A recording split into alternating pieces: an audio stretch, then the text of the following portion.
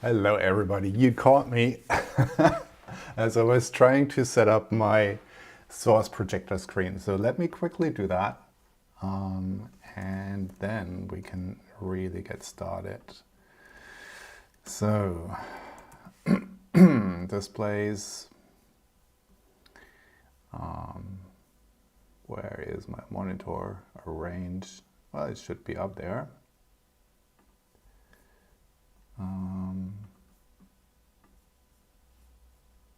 That's interesting.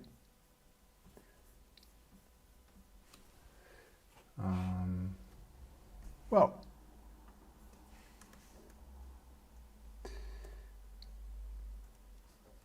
while I'm trying to figure this out, why don't you say hello? So if you're on the stream, say hi, and where you're dialing in from. So arrange, why is it not? That is really funny.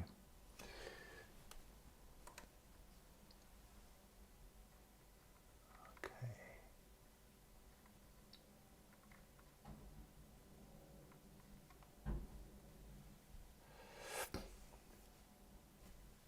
So no signal here. Oh, there we go.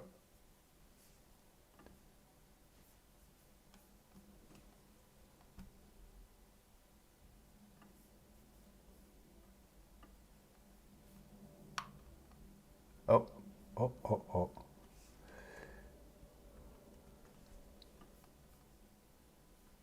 It seems like this monitor is acting up for whatever reason.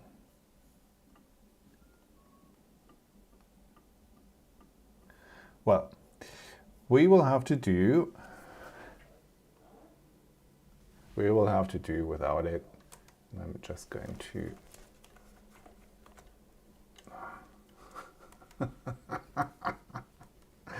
okay.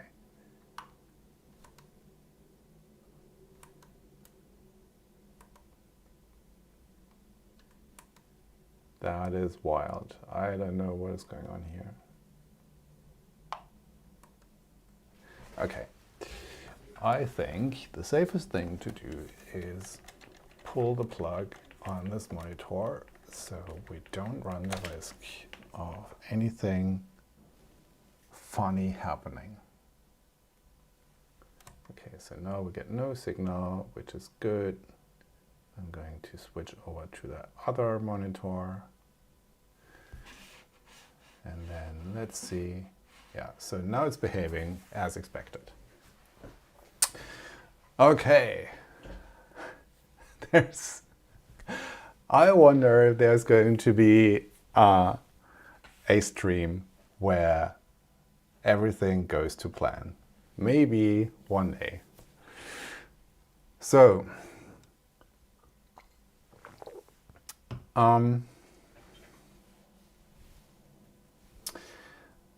I tried to run this stream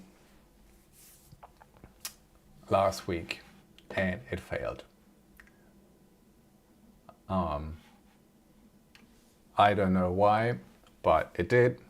I have a suspicion that it might be a restream, which is also looking funny at the moment. Let me quickly refresh that.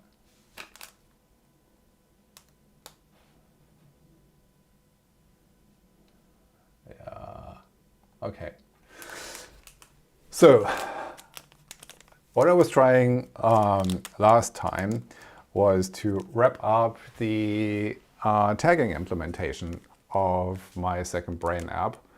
And after a couple of minutes, the stream broke down entirely. So let's try doing it again today and hoping for the best that the stream will hold up and that it doesn't break down. If it does, then that's life. Let's deal with it. So something that I also mentioned last time that you didn't see was I went to Mobile Warsaw and they gave me this really nice sticker here. So that is the Mobile Warsaw sticker, and it is signed by all the organizers. So I don't know if this is a unique piece or if everybody who goes there gets this one, but I will definitely cherish this one. And also, one of the organizers apparently works at Craft, and I got this sticker, and I've been told that they don't make these stickers anymore, so this definitely is a unicorn of sorts. So I'm definitely going to keep this because I love the Craft app. It is a fantastic piece of software. If you're looking for an amazing note-taking app that is just a joy to use on all the Apple platforms, definitely give it a try. It also is available on the web and on Windows. I've used it on the web and it's really good. It is almost like on macOS. And I haven't tried the Windows version yet, so I can't say how well it works, but I assume it's great as well because that team does an amazing job. So let's get started. So before I started the stream, I worked on something that I quickly want to show. So okay, so I just realized that somehow my USB stack on this machine apparently broke down, which is why I can't use my Stream Deck, so I'll have to do everything manually like a caveman. Anyways, so what I wanted to show you was something that I worked on just before I started the stream, and it is something that I added to a piece of software called Debug Swift. So let's take a quick look at this. So a couple of weeks ago, I mentioned Debug Swift on my newsletter, and it is a really cool piece of software. So you can add it to your app, and then you get this integrated debugger. So for example, you get a network debugger, you get a view debugger, you get a libraries debugger, you can even inspect your files and databases. It has a performance monitor, you can simulate locations, and you can inspect crashes and all sorts of other things. So that is pretty cool. And of course, many of these things you get if you use Rocket Sim, but sometimes you want to have the ability to inspect stuff on your device. And that is what this library brings you. So let me quickly pull up my simulator, and then I can show you if I get my mouse. Hello. Hello. Wow. What is happening, folks? So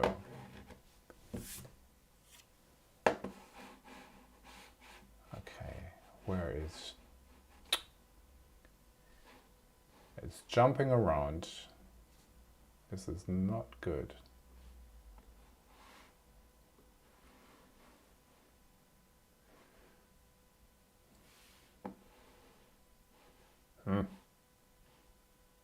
Wow. I have no idea what this is.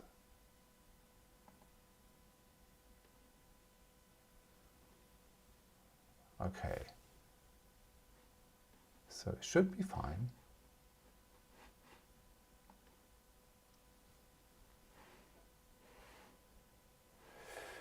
Okay, so what?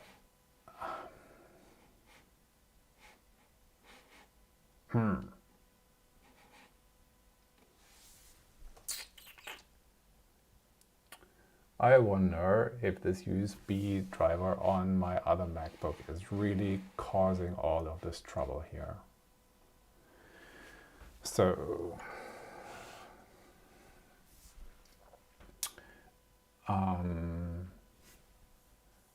I'm going to try something scary. So let's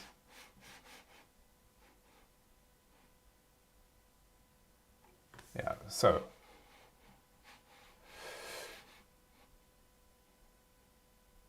it might be, so let's first assume it might be Chrome. So I'm going to quit Chrome. Is that going to be a problem? Probably not. Okay. So this did not improve things. So now I'm going to assume that it might be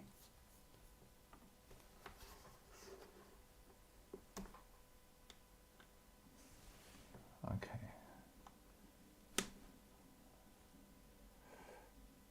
So let's see if we get this back. Okay, so first of all, good news, my mouse is moving a lot better. So that's great. Okay, and now let me get my Chrome back. Oh, nice. So it's forgotten all of my windows. But anyways, so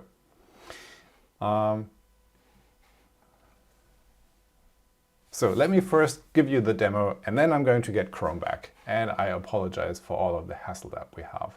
So here is the application. And I'm already in a debugger, so let me quickly show you how you get in there. So when you launch the application, it just looks like normal. And then there's this little floating button here, and you can tap on that. And that's really just useful if you are on the simulator, because you can't shake the simulator. So here we've got our network requests, and these are all the network requests that this application has been sending. I can, I can delete all of them. I can switch back to the WebSockets or web view. I can even do network injection, for example, if I want to enable a delay or failures and stuff like that. So that's pretty sweet. Here is the performance view. So I can see how the application is doing in terms of CPU, memory, the frames per second, and any memory leaks. And you can even turn on this widget view, and then it gives you this little floating pill here. And if you tap on that, the pill will stick around, so you can observe all your performance data while you are in the application, which is pretty cool, I think. So let's get back.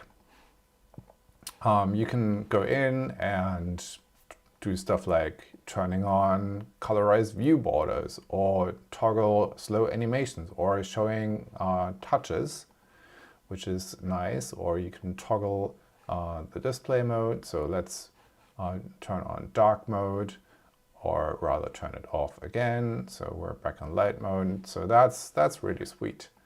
And then you can browse your resources. For example, you can inspect the files in your documents folder. You can inspect HTTP cookies, which we don't have at the moment. You can even go and take a look into your keychain for the application, that is, and lots of other things. So that is really, really nice. And then you can, then there is this thing here. You can take a look at the crashes or the console. So all of the messages you see here on the console are the messages that you would also see in the Xcode log output. And then You can test deep links and stuff like that. So, lots of great stuff. You can see your app version. And then you can also register additional views. And that's what I did. So I registered this remote config view, and that gives me a view at my remote config configuration values. So you can see here that I've got a couple of configuration values. For example, I've got a local summarization instructions thing here, which is a prompt that I use for summarizing articles in the application. You can also see that the local summarizer is turned on. You can see which model we will be using if we are summarizing using the remote model, and a bunch of other things.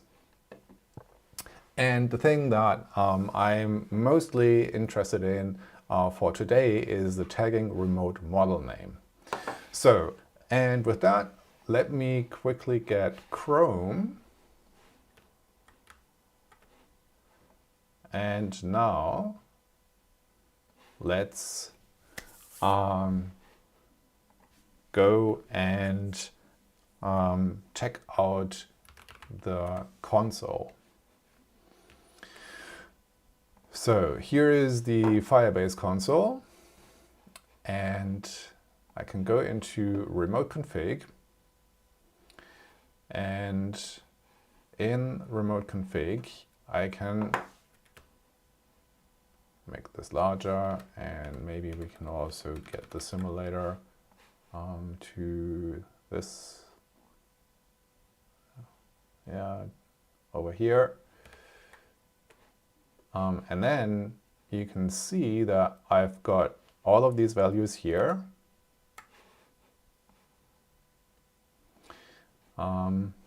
That's really hard to see, so I think I need to make this smaller.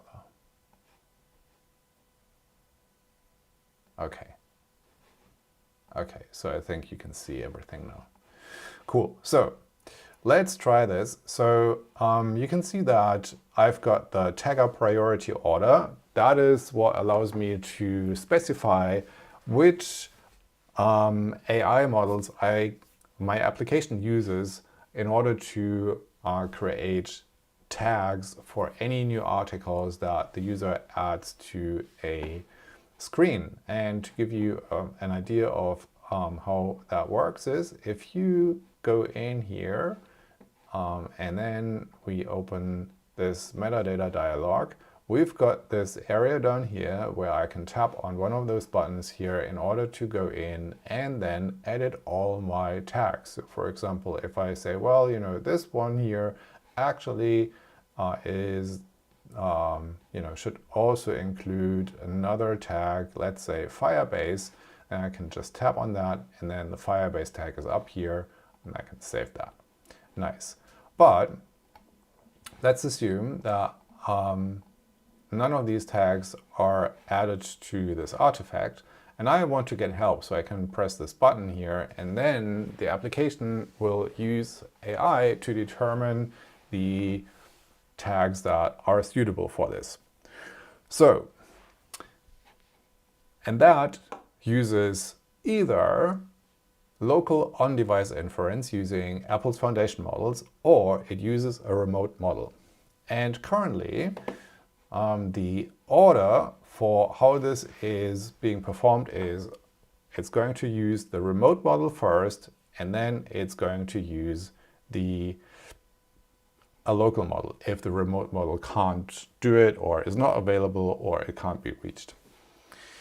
And that is being specified using this priority order. So let's go back into our debug view here. And you can see that I added this thing at the end for magic.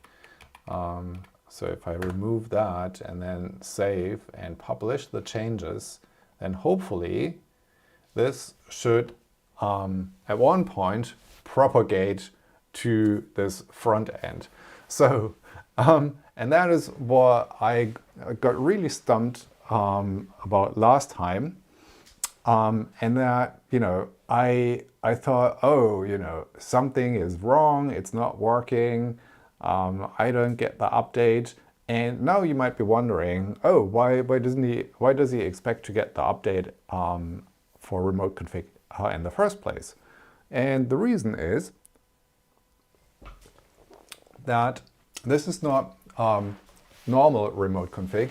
It is real-time remote config. So if you've used remote config before, you know that it allows you to define configurations that you can fetch, for example, when the application starts up. And it used to be the case that you could fetch on a more or less frequent basis, and lots of people would use that to poll the remote config backend. And that would mean that you would send a request again and again and again, and that was just not such a great idea for many reasons. One of them is that obviously this might have a drain on your phone's battery or the user's battery, and also it would mean that now you might have thousands or hundreds of thousands of applications out there, and when they all run at the same time, now all of those applications hit the remote config backend on a frequent basis, and that's not great.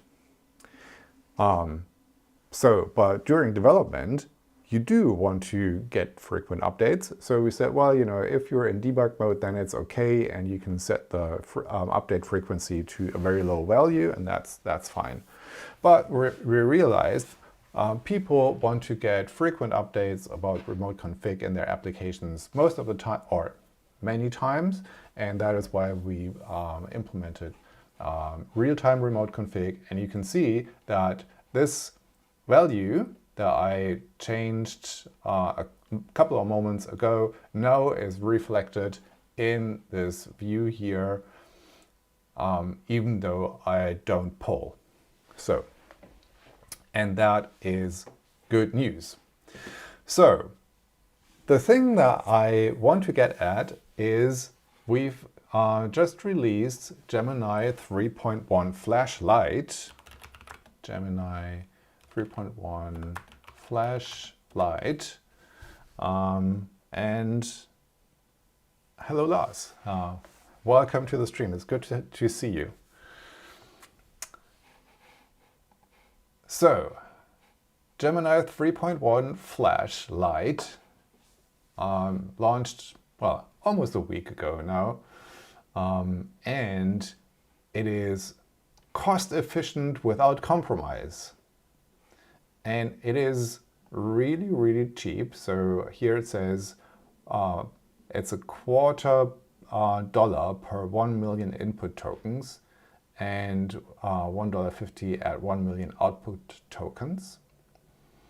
So that is very, very cost effective.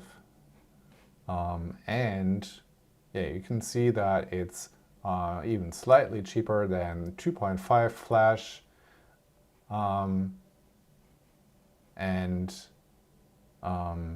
Yeah, it's very fast.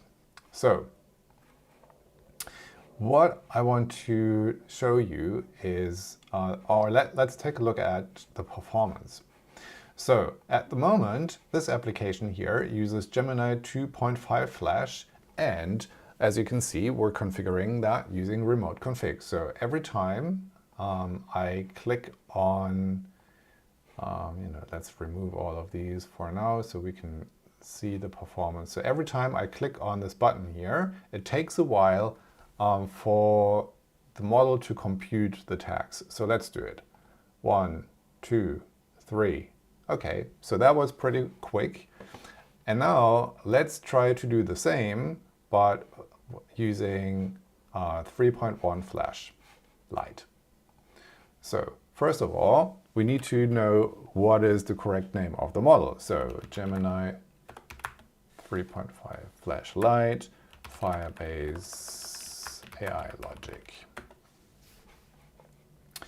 And let's go to the Learn About Supported Models. And it pays, it's useful to pay attention to this info box up here, because that will contain important information about any deprecation. So for example, at the moment, it says the latest Gemini models like 3.1 Flash Image are available to use with Firebase AI Logic on all platforms.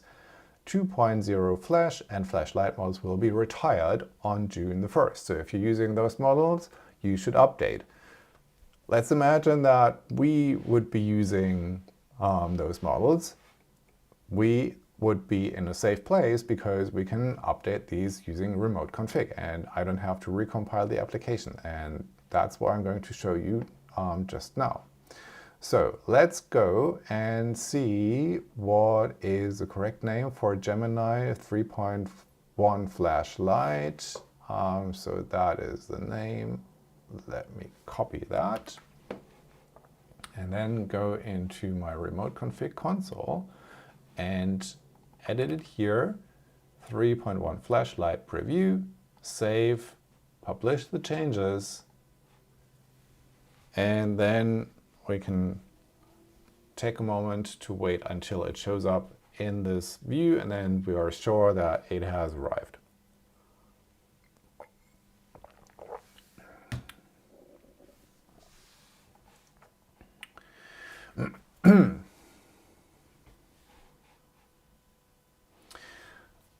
So once we've done that, there are a couple of other things that I want to change in the application. And one of them is to improve the usability of the tagging interface.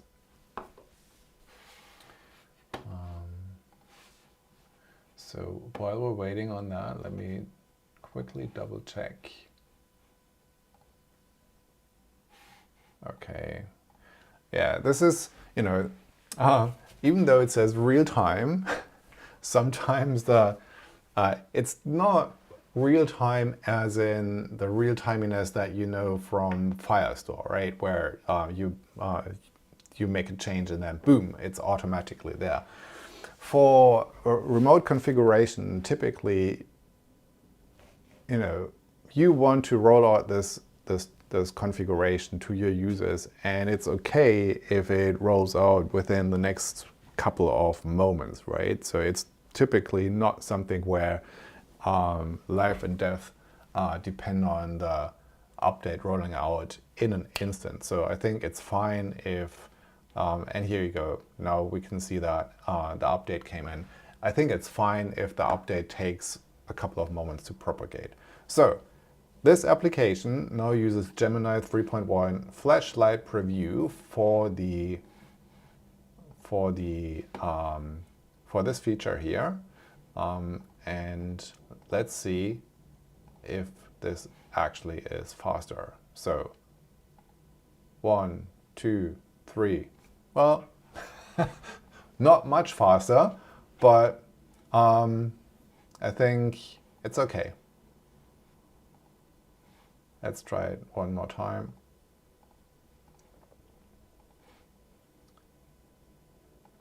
One, 2, 3. Yeah, I think it's okay. Also, let me show you another thing. So if you go into the Firebase console and you go to AI Logic, we will be able to monitor what's going on. So here we can see that within the last 24 hours, we've had 5 requests, and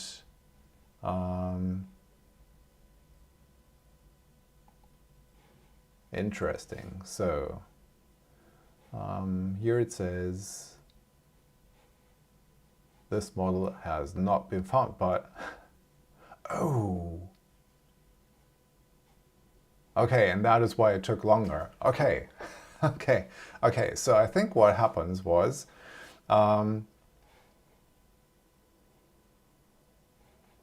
yeah, so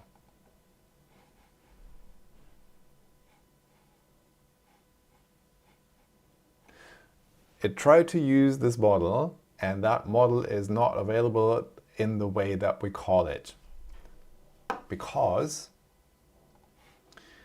we call it using Vertex AI. So if we go to the packages, tagging service, tagging configuration. So here is where all our remote config values for the tagging arrive. So you can see that here we use Gemini 2.5 Lite as the default, but I remotely configure that. And let's find the place where we make the call to the model. So we need to go into our inference servers, and here is our remote tagger. And here you can see that we're using Vertex AI.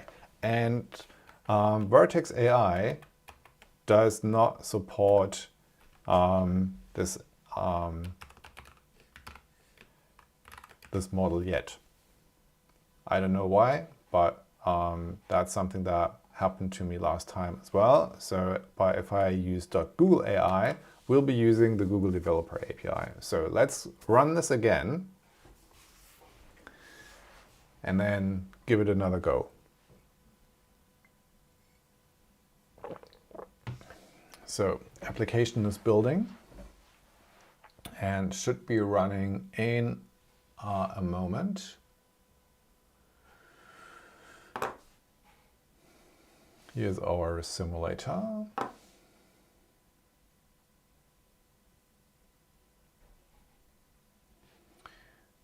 Let's go in, let's go here, let's open this and first remove all the tags. So, and now let's double check if this actually used the correct model.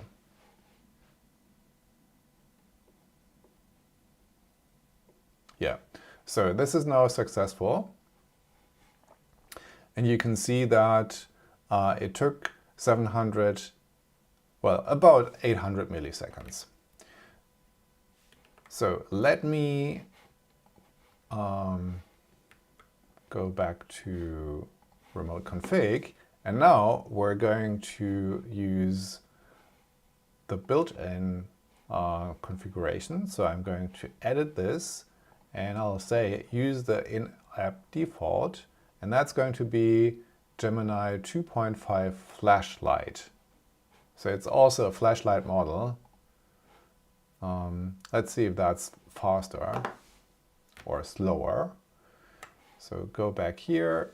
And let's inspect our remote config values and make sure that we get our update here. So it might take a while. While we're waiting for it, why don't you tell me if you've used remote config before or what you use instead? I remember that I used to, or when I started iOS development, there was an open source library that Matt with 3 T's, I think, implemented. So he had a suite, or was it John Sundell? Let's find out. So iOS development, and I think, I don't know if that was called Houston.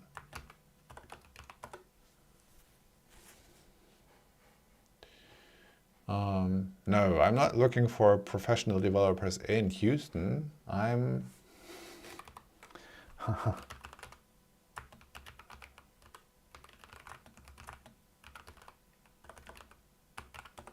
think it was called Houston.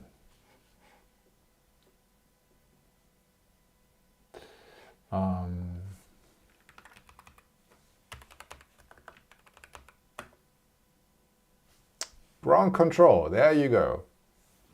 Yeah, so everything was named around space travel or flight control. I think Matt is has a private pilot license, so he's a big airplane lover, I think. So let's see.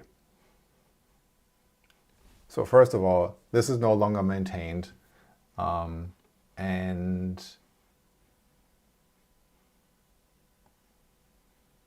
here it says, many developers don't realize that they are allowed to remotely control the behavior of their app, provided the application isn't downloading any new code. Do you remember the time when Apple prohibited the use of JavaScript or of other scripting frameworks, because that was basically injecting new functionality in your code or downloading new functionality?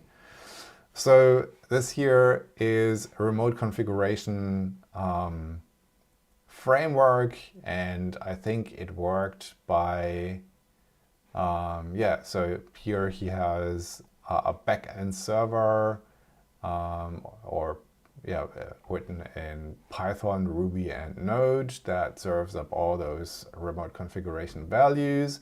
And then in your client, you can, first of all, you register the address of your remote configuration server, and then you can download the configuration and read it. So it was basically download a file from the internet and read configuration values.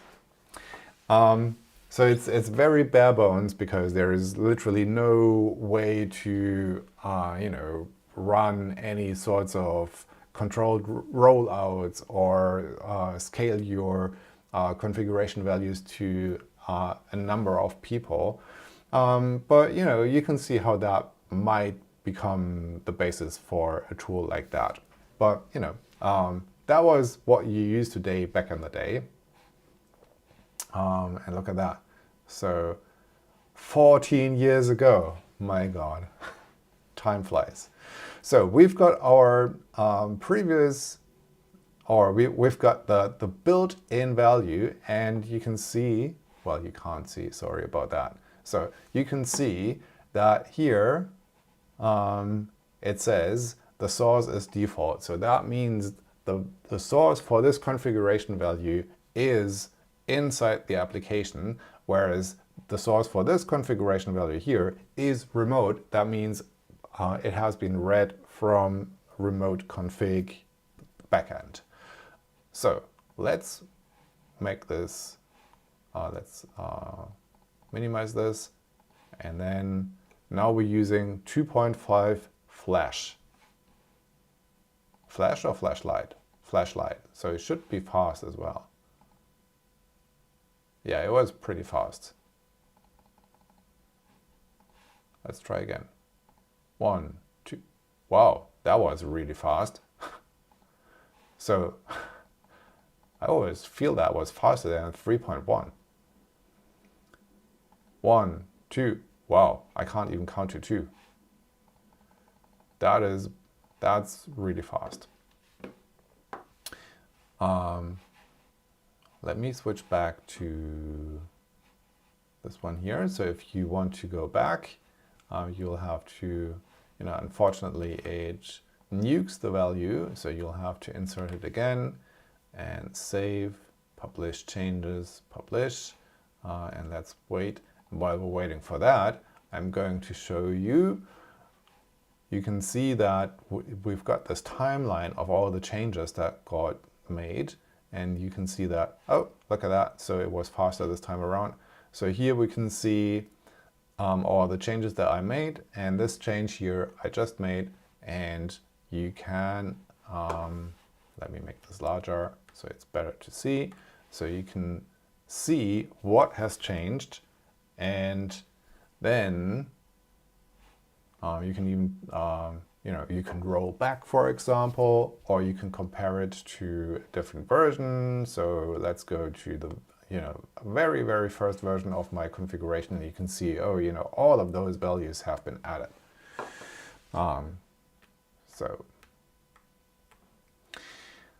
Okay, so that is remote config. And now let's try this one more time. I'm really curious how quick this is. So 1, 2, well, it's pretty quick as well. So let's go back into the console and actually see how fast it is. If we go into AI logic, and here you can see that we're using different model providers, right? So the blue ones are Gemini Developer API, whereas the orange ones are Vertex AI Gemini API. So here you can see, okay, so we're in the ballpark of 500 to 700 milliseconds, which is pretty quick. And it is a lot faster than if you'd use a non-flashlight model. All right, so we want to implement a couple of things here.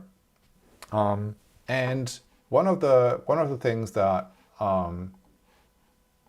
I realized is that when you compute those tags, the model uses the full text to compute them, and we can even see that in AI monitoring. So here we see the input, and the input is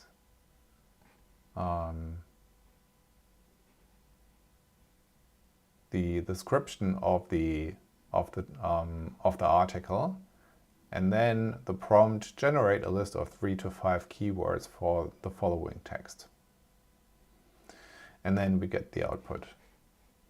And I think so it doesn't use the full text of the article, but it uses the extract basically. So that's already a short text, and we could probably, if we send the entire text, we'd get a better result, I assume. So that's probably something that we should look into. But also, I think if we provide the list of tags that the user already has used, we'll also get a better output. And that's what I want to do today. So, yeah, this is fine. And now let's please commit the latest changes to the branch.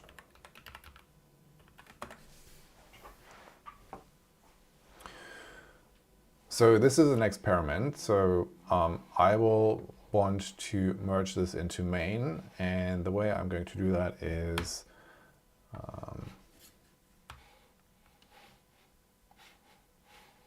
let's get this over here.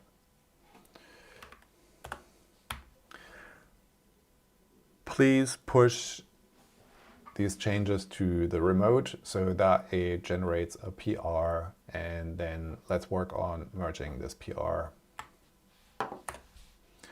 So now this is going to push to my remote repository,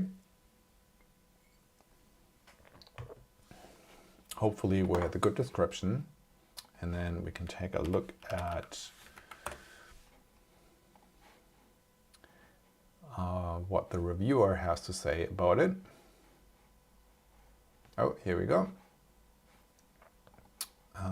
And any moment we should get a pull request.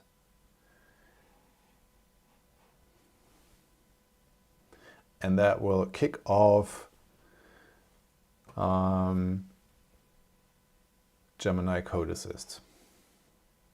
Oh, it's already gone ahead and merged it. Nice, that's all right, we can do that.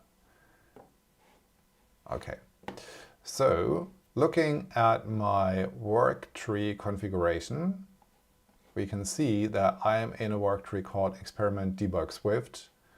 And so I'll want to switch back to the main work tree. I never quite know how this works in this UI. Checkout branch.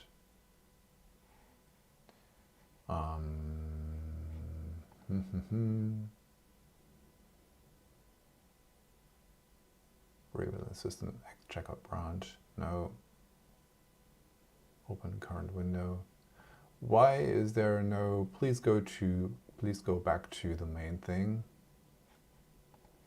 Okay, I personally like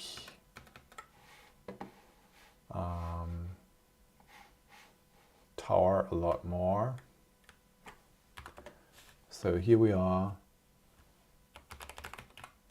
get tower. Here we are. And let's see which work tree we are on. So switch back to the main repository.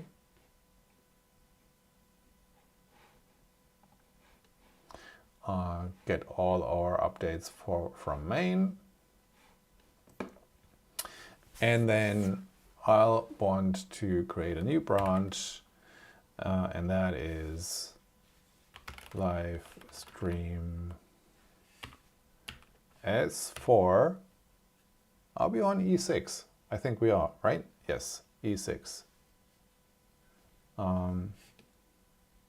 But that might already exist. So we'll call it B. Because last week it didn't work. So create this branch, and then I'll go here and I'll say, check this out in a new work tree. Checking out. We'll close the simulator. We'll close Xcode. And we'll also close anti-gravity. And then let's go into this folder, E6. Here we are. Open anti-gravity.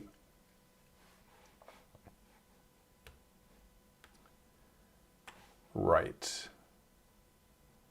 So let's just double check that all our changes are here.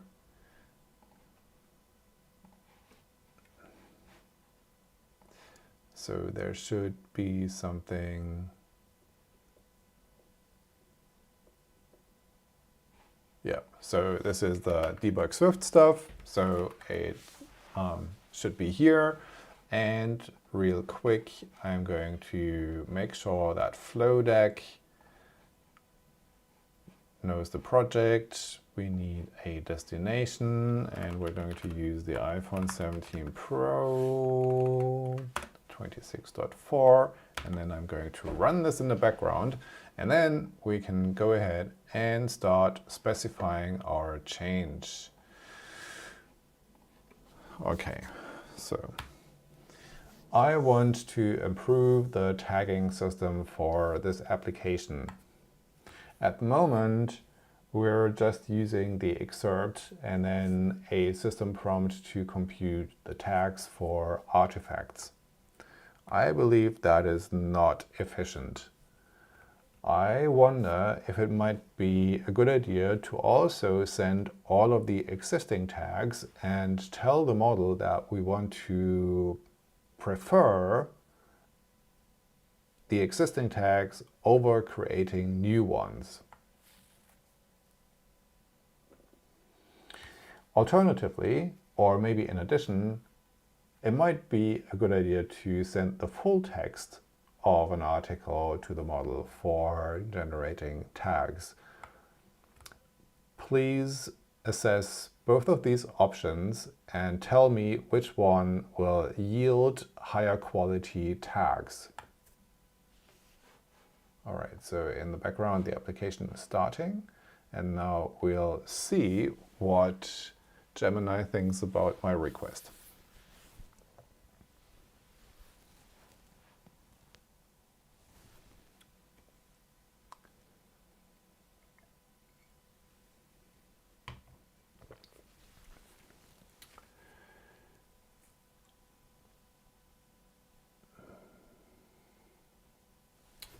Okay.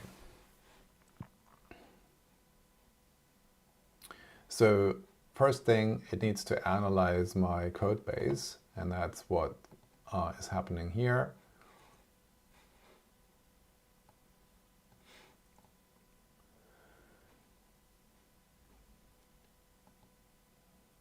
Yeah, we can look into the thought process.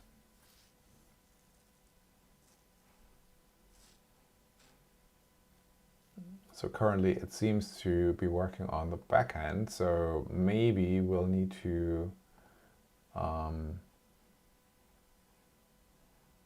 provide some guidance there. But let's see.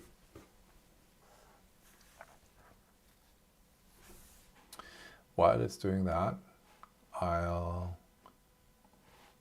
find the place in the application where that happens. So we have the tagging service. And in the tagging service,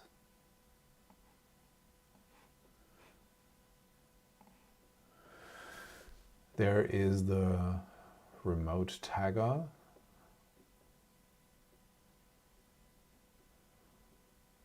I mean, we would probably need to update both the remote and the local tagger, right? Because no matter if we're using a local LLM or a remote LLM, we both want to send them more context. For the local LLM, the limitation obviously is the token window size of 4096 characters, tokens, sorry. And that probably is the reason why I didn't send the whole text in the first place, but just the excerpt. Yeah, so the model seems to be thinking that it needs to update the backend, which really, I mean, it's not wrong. So maybe we can jump in and say, no, really, we want this to update this on the front end. Oh, maybe it's come to the same conclusion anyways.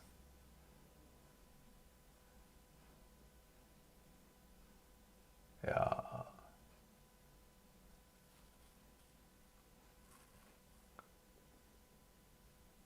Yeah. So I've identified tag remote store as the component that manages the tags collection in Firestore.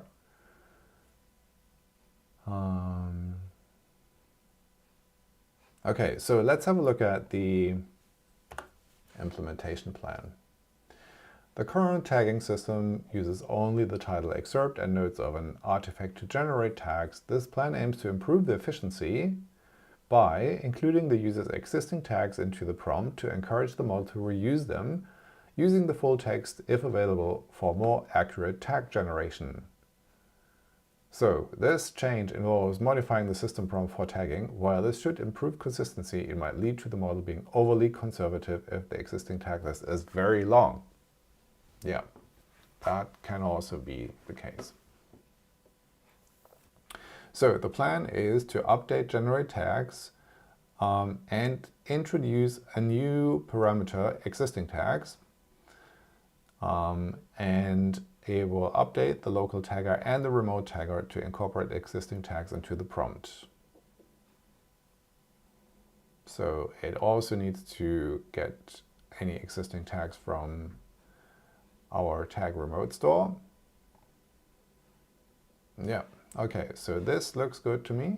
So we can go ahead and let it implement this change.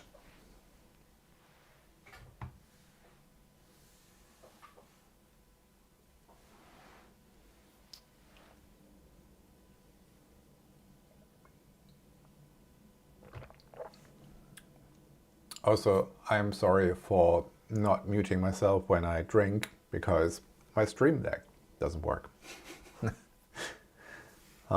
And I don't actually know where in the OBS settings I can quickly mute and unmute myself.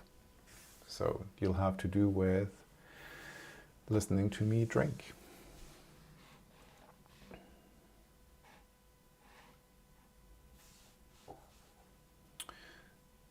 So tagging logic has been updated.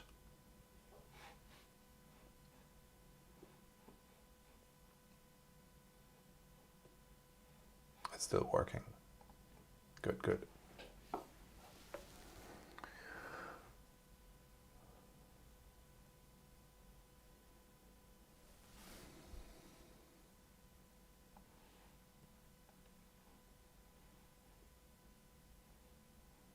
All right, so it seems it has finished. So let's take a quick look at what it did. It updated the tagging inferencer protocol and implementations to support existing tags. It updated the generate tags to accept those existing tags. And it updated the view. Okay. Refactored update metadata to use metadata service.ingest instead of fetch metadata when adding an artifact. Okay. That sounds reasonable.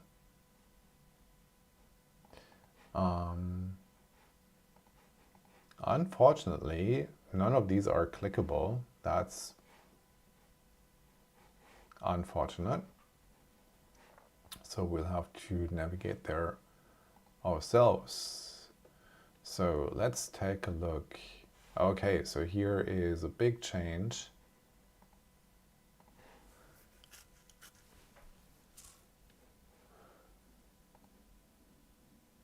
Ooh, yeah, interesting. So metadata.ingest.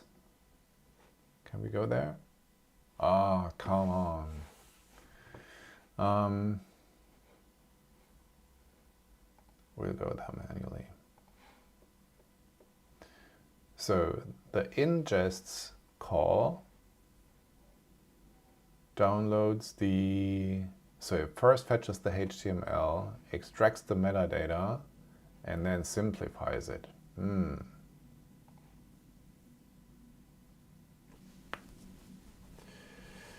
Ooh. Yeah, but I mean, anyways, so fetch HTML would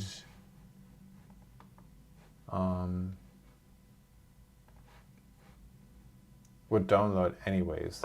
Well, so, I'm sorry. Let's take a look again. Fetch HTML and what? Yeah. So we download the HTML anyways, but ingests also extracts the metadata. Yeah, so all of that happens in memory. It might be slightly slower. We'll see. So I'm going to run the application and then let's see what happens, if that works any better.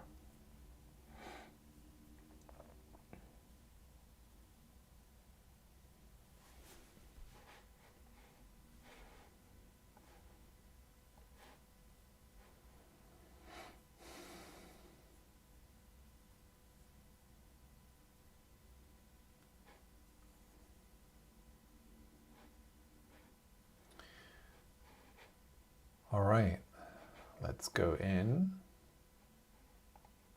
And then I'm going to remove all of these.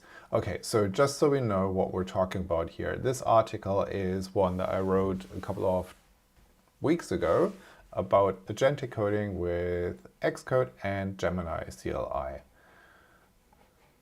So these tags obviously are very good. So it's about agentic coding, it's about AI development, it talks about the Gemini CLI, it talks about the MCP bridge, and it talks about Xcode. So this is already pretty good. So now I wonder what happens when I press that button. Will it, by forcing the model to, or by suggesting to the model to reuse existing tags, will that lead to just like better quality or lower quality tags? Let's see. So, no change. That is interesting. So let's have a look at what happened here. So I'm going to go into AI monitoring, and then we should be able to see that request. And here we go.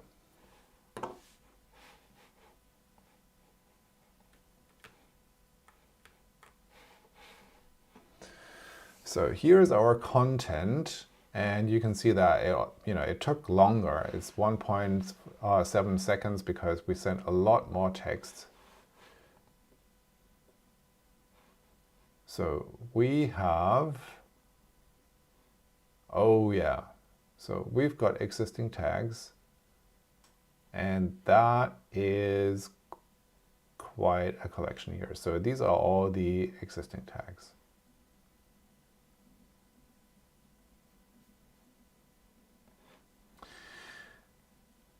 Then we have the text to tag, so that is apparently the full texts. And then we've got the task, and that seems to be the same. Yep. Yep.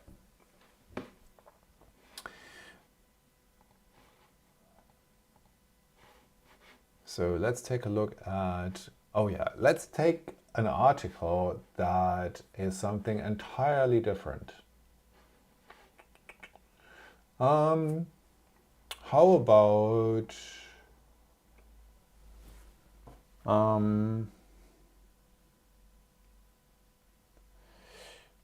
let's take a look at my dad's website.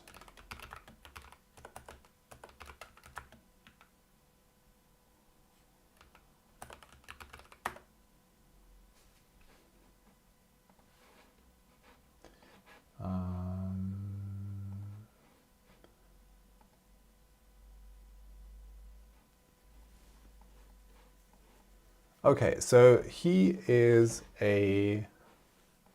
an artist, and he has lots of paintings here.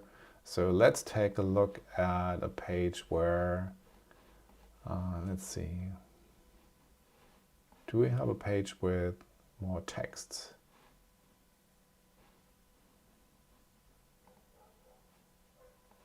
I always thought that he had an about page.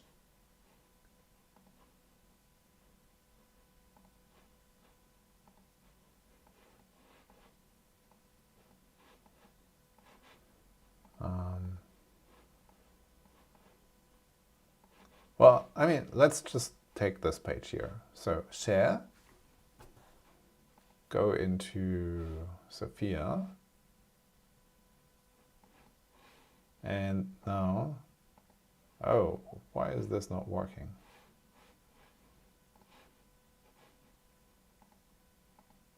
I think maybe it's struggling to extract the metadata. Let's try it one more time. Yeah, so for some reason that doesn't work. Let's try something else. So let's go to Wikipedia.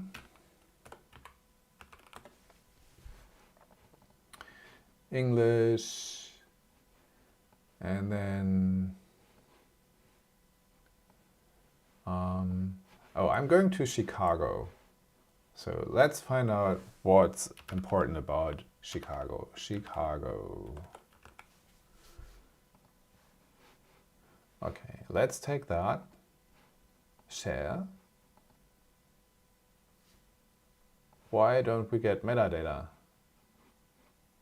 Well, at least we get the title. And here we go. So we've got Chicago, Illinois, travel, history, geography.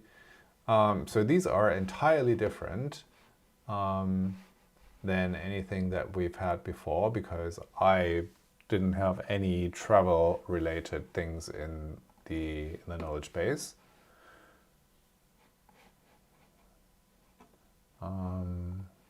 Let's take a look what happened here.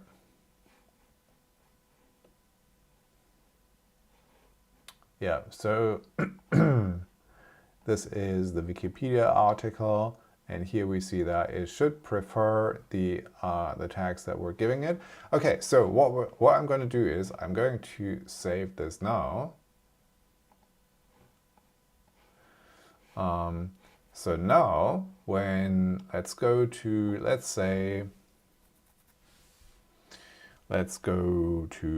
New York City. So hopefully, and let's double check. So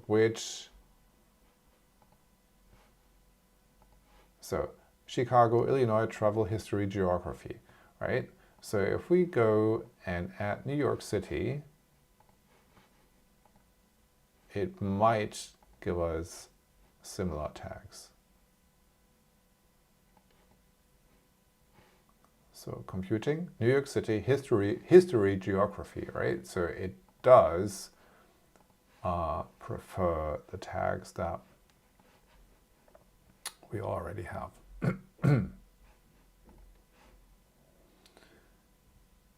And they should show up in the prompt. Oh, that is unexpected. I would have thought that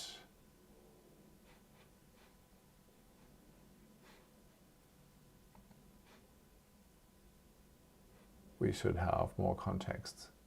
Maybe it didn't load the context yet, so let's try this again.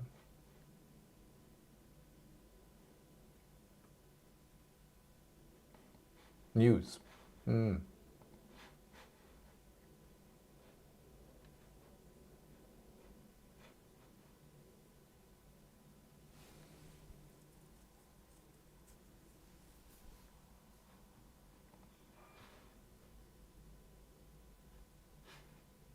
Yeah, so it seems like it hasn't loaded the entire article yet. What we can do is I'm going to remove these. We'll save it. Go into the application. Hello?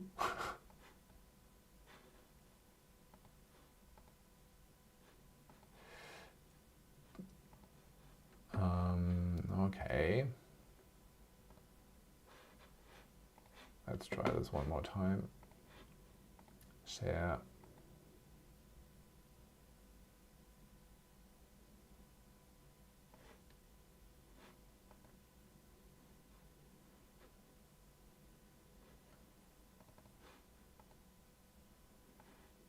Oh, for some reason it didn't store it. Huh. I have no idea why. I assume that it doesn't have enough data.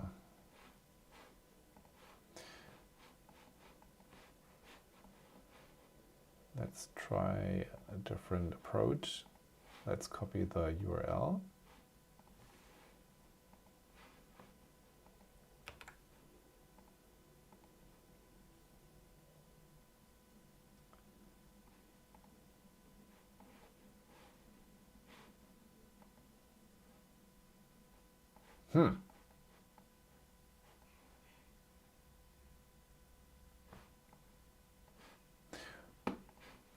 So for some reason that's not saving.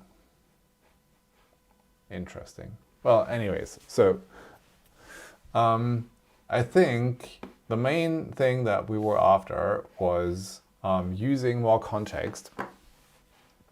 And also, that will probably now result in a local inferencer no longer being able to work. So let's see what happens there. So I'm going to save this now. And that means that the tagger should try using the local inferencer first. Let's take a look at, let me see the logs. It seems like, yeah, here are the logs. Okay, let's go in and see if the remote config has updated. No, it's still using remote first. So we'll have to wait a moment.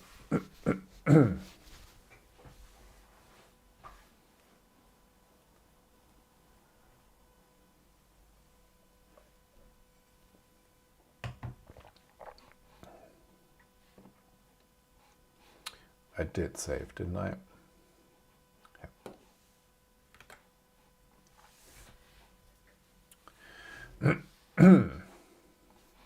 So we can also look into the resources and then in persistent data, or is it the databases? Let's see, database browser. I think I saw, yeah, here we go. So here's the remote config database. So, and you can see when we last fetched, that is probably a Unix timestamp.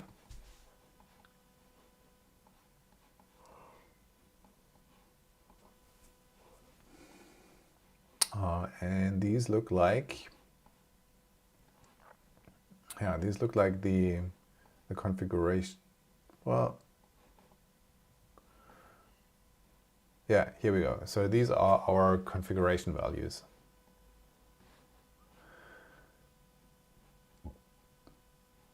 So the tagger apparently still has remote firsts as its priority. Let's see. Yeah, still.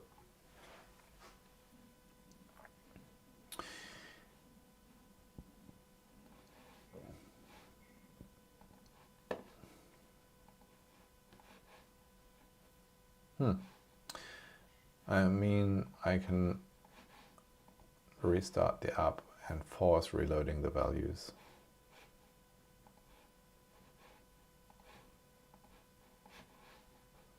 Yeah, so now we've got local, remote, and, oh, but the question is, do we still get the events? No, because the debugger has disconnected.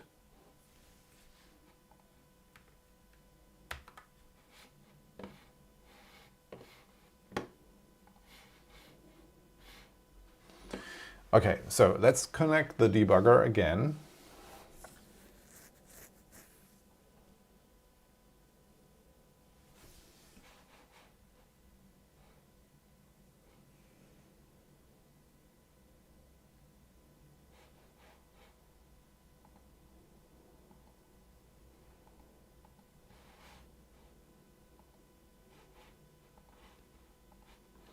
Double check our remote configuration, local firsts.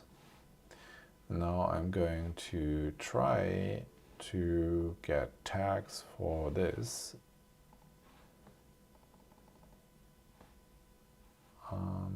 And tap here, attempting local tagging. Oh, local tagging completed. Swift Firebase newsletter. So it did work.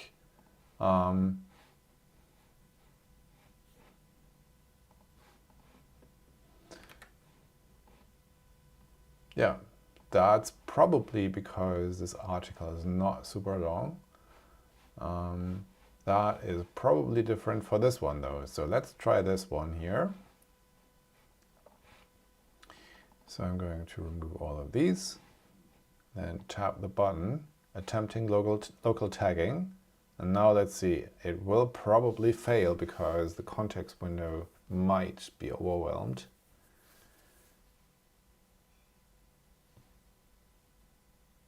Yeah, so it failed.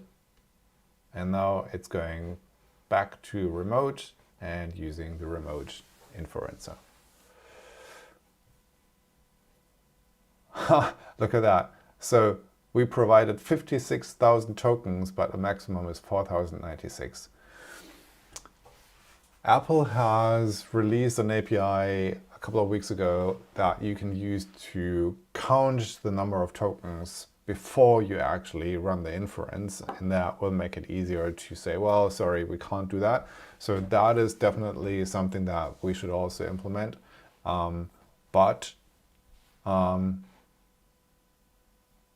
Yeah, why not? Let's do it.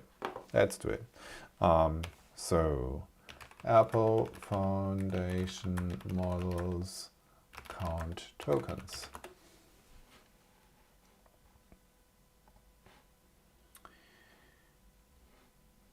So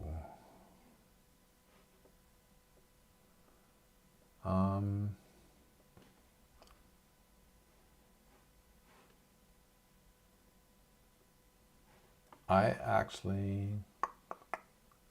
oh, here you go. So Artem has written an article about it. And here's how you use it, apparently. And the interesting thing is, this context size property is marked as back deployed. And that means that it is available on earlier OS versions as well. So let's implement this as well.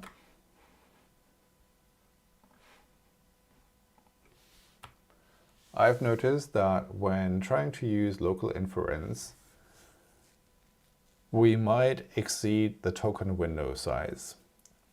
To my knowledge, Apple has released an API that allows us to check the number of tokens that we are going to send to the model before we actually send them. Can we use this API to make our code more resilient?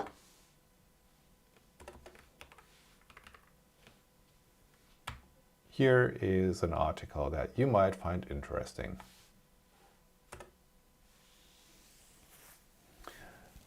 Technically, the model should be able to figure this out itself, but why not give it a helping hand?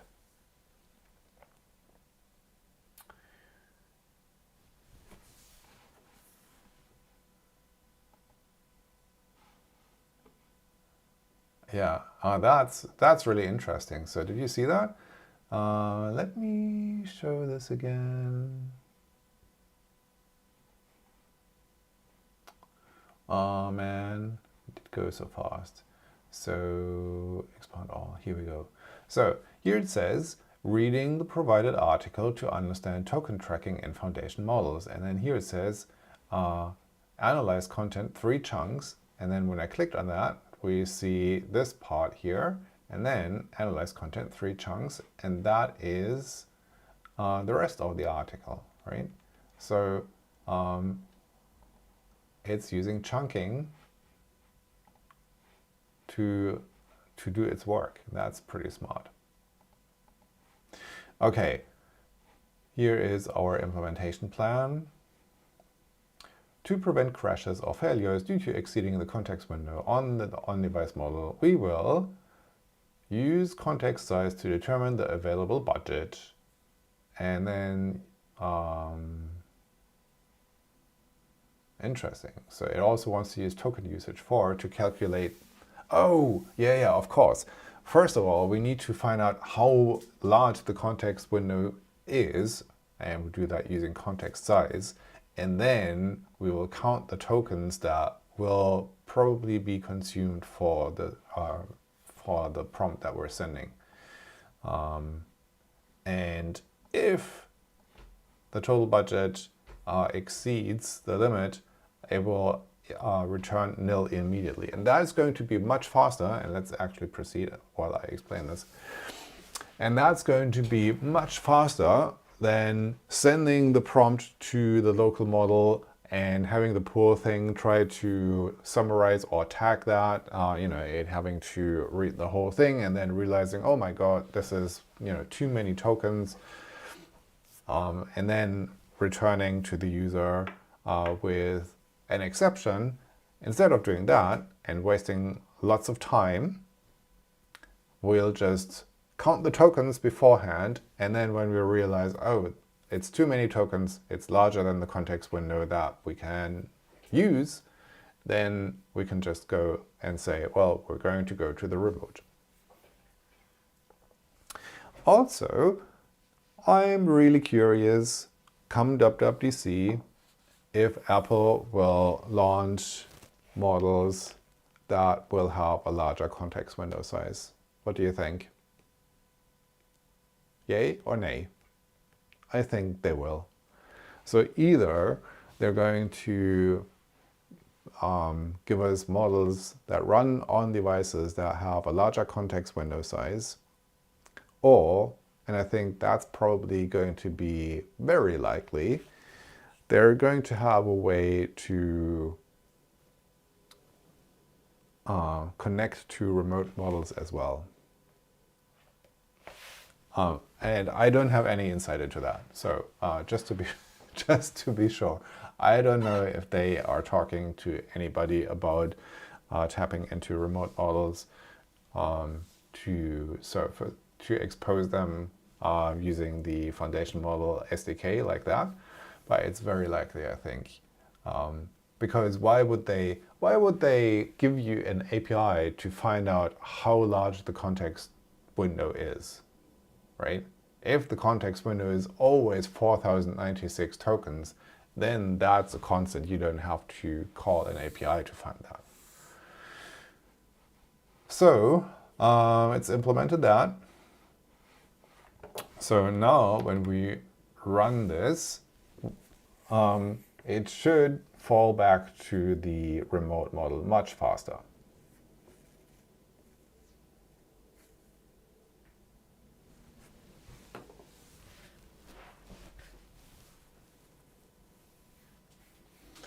So after we've done this, I've got at least one more thing that I want to do, maybe two.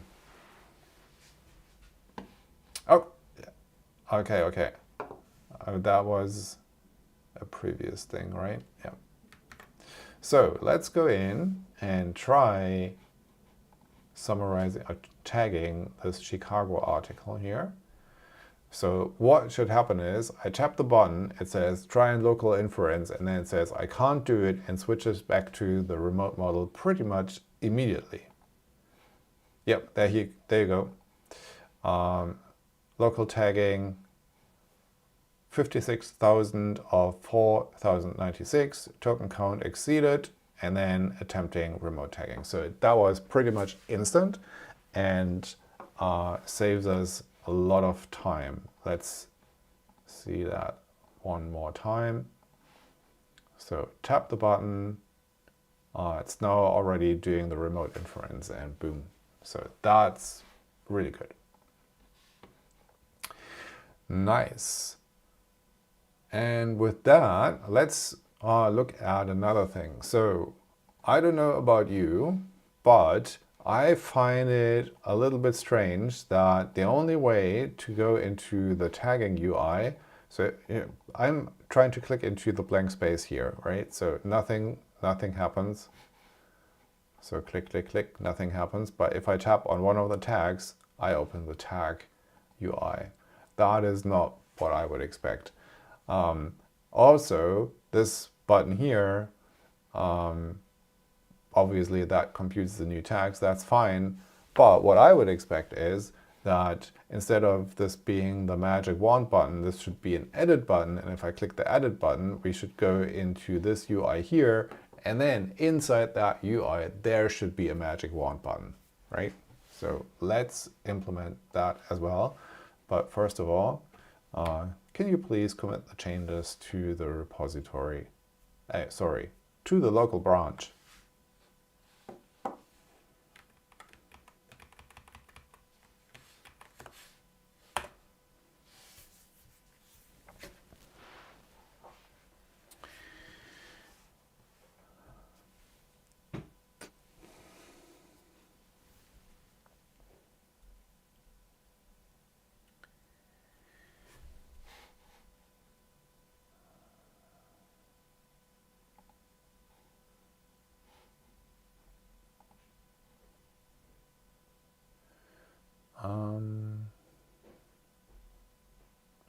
stage the changes, nice.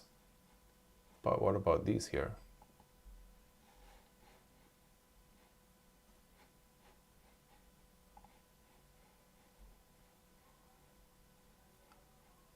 Yeah, I want that, yes.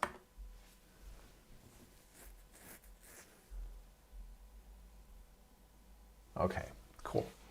So, next. And we should, yep. So for the next step, let's start a new conversation because it's a new thing. I've noticed that the tagging UI has, let's say, a UX flaw. So in order to open the tagging editor, I have to tap on a tag in the metadata editor dialog, which is really weird. What I want is that there is a button which should be in exactly the same place where we currently have the magic wand button. When I tap that edit button, it should open the tagging editor.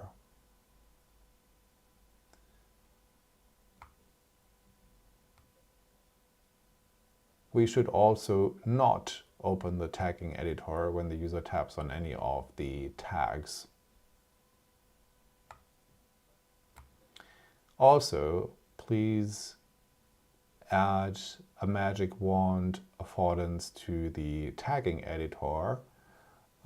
Before you implement that, I want you to suggest a couple of different places where we could put this so that I can decide which one I like best.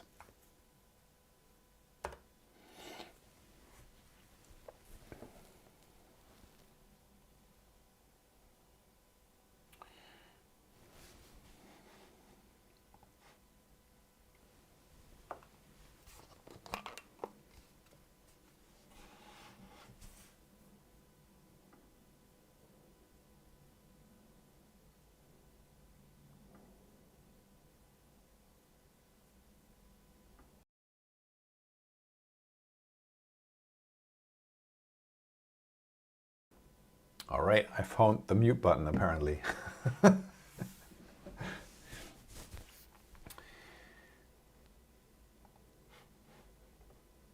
Okay, so it wants to implement, first create the implementation plan, suggest magic wand, look at, well, here we go. So magic wand placement and tag picker view. Before I implement the magic wand in the tagging editor, please choose one of the following locations. Toolbar leading. Let's bring this up. So toolbar leading, that would be here on the top left of the navigation bar. Section header. A wand icon button in the active tags section header. So basically here. Bottom bar, a wand icon in the bottom toolbar next to the search icon. That would be here. I feel that would probably be the most natural, right? Because if we go back into our main UI, you can see that we're using this kind of like UI metaphor already. We have this plus button that allows us to add new stuff. So I feel if we have a magic wand button sitting down here, that would feel very natural. And we could even, yeah, I think that works. So proposed changes. Change the tags trigger. Remove the overarching button that opens the picker. Yes. Replace the magic wand button with an edit button. Use pencil or a chevron. Yes. Ensure tapping on individual tags or the tag error no longer triggers the picker. Yes. Update tag picker view to accept the content required for tag generation. Tile accept notes and full texts. I think so. Add a magic wand button to the selected location and implement generate tags. Yes, that sounds great. So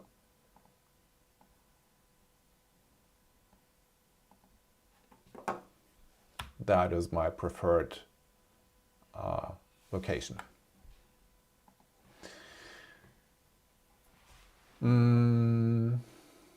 Was there anything else that we need? I think that's fine. Okay. Let's do one more round of review. And then we can have this implemented.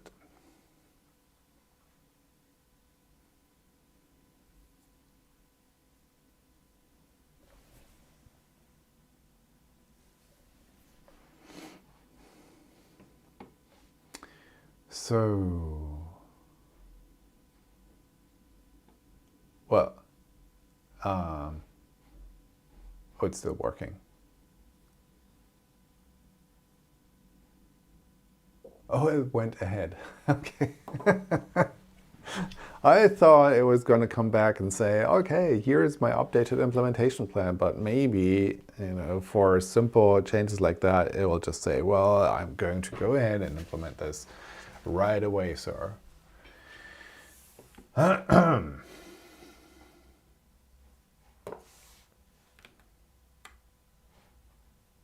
So it's talking about booting the simulator. At least it's trying to boot the simulator, and it's going to use Flowdeck to do that. So it first needs to figure out how to tell Flowdeck which emulator to start.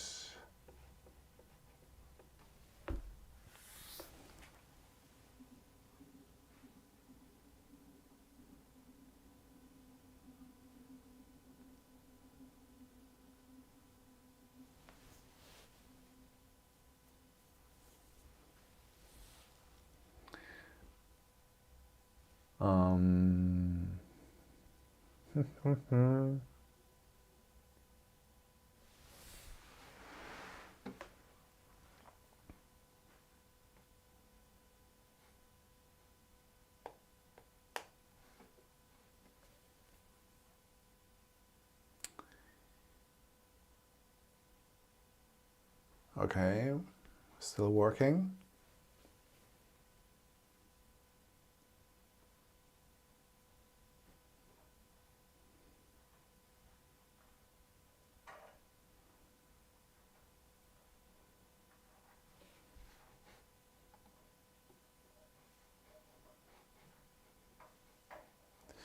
Okay, so it seems like, which simulator is it using? So let's take a look at that. We use iPhone 17 Pro. That's very nice because that's what I told it to. And then it is apparently, oh yeah, it needs to resolve the packages.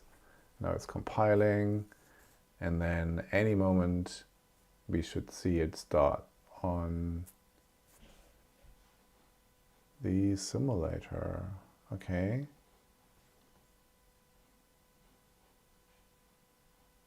Okay, something was wrong, so it needs to try again.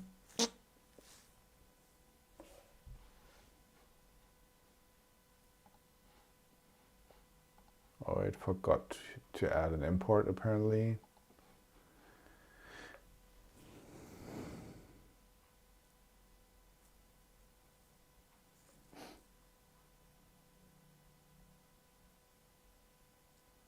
Okay, booting up. Oh, it's running on a different version. Well, let's see. That probably means we won't have data in the app. Yeah.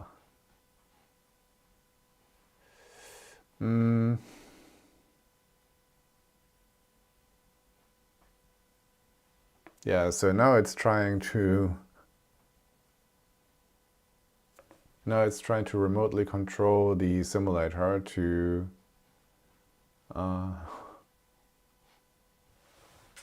scroll around, right? Okay, while it's doing that, what I will do is I'll run this manually because I'm impatient. I want to see if it works.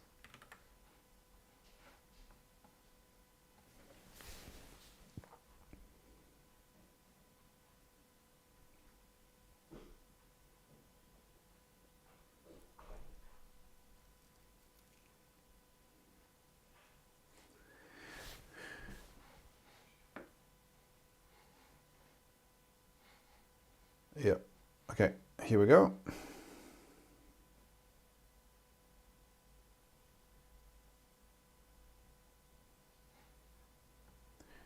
And now let's go into our Chicago article.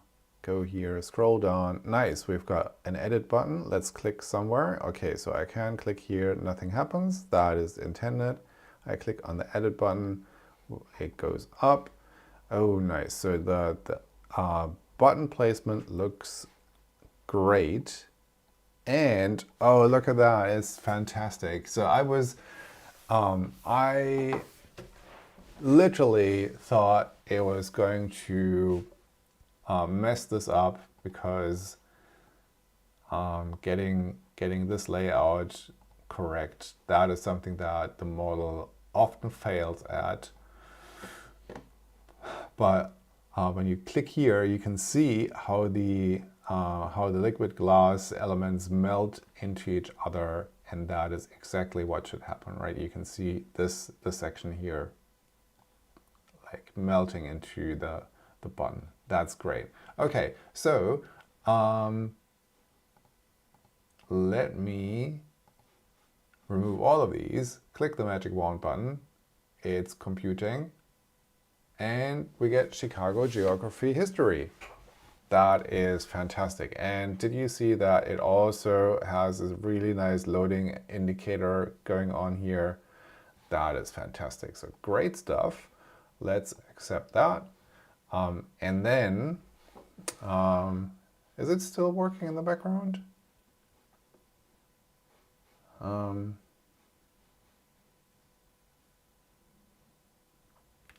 I think it probably failed because the user is not signed in here. For future reference, I typically tend to use the most modern simulator when I run my own manual tests. In this case, it is an iPhone 17 Pro running iOS 26.4. For some reason, you used iOS 26.0, and that is why the application didn't have a signed-in user, and so there was no data to run the test. Do you want to give it a try and run the application on the simulator that I just specified to see if you can perform a UI test to see if everything that you did works out nicely?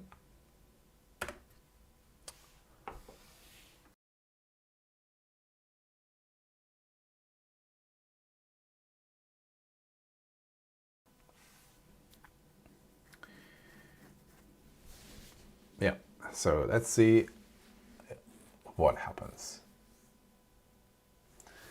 So hopefully it takes the correct simulator. So let's bring this back to the front.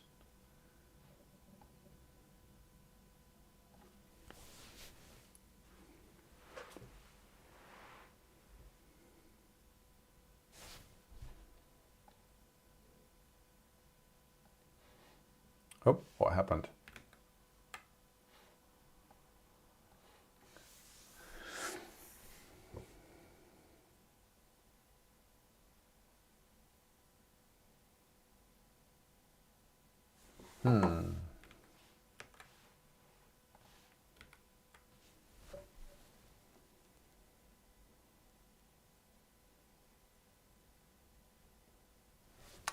Is it installing the app or is it not?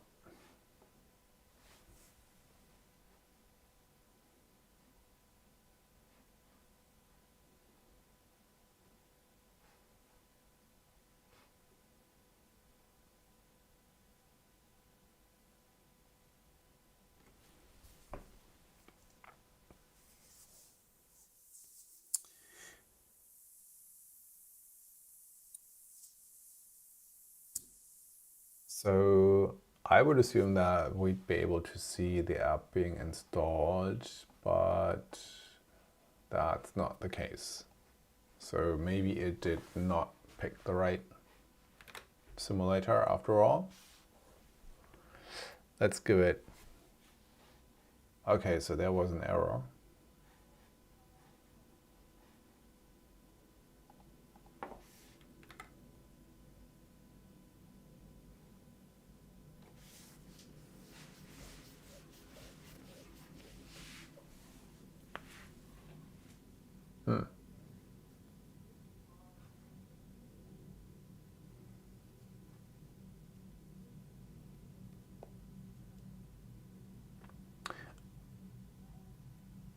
Okay.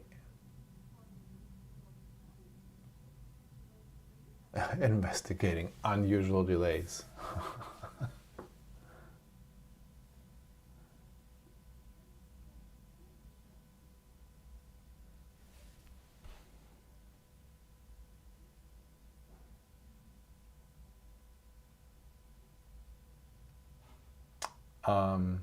Okay.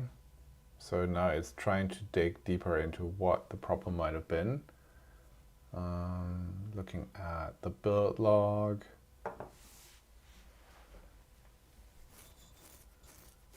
And trying to run again. I don't think that installing the application actually works. No, it doesn't seem to be working. Anyways, so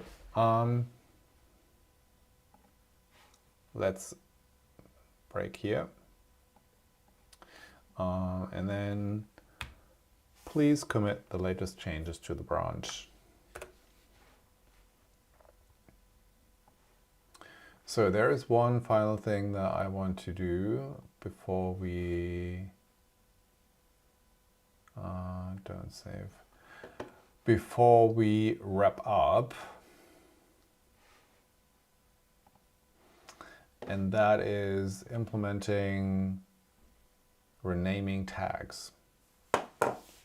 So let's say that you are in the application and then you realize, oh, I think this simulator is just stuck. Okay.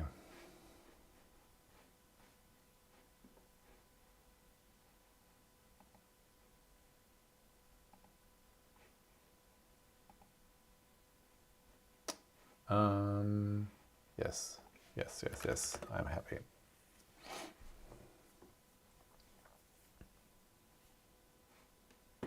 Good, so let's run this app one more time.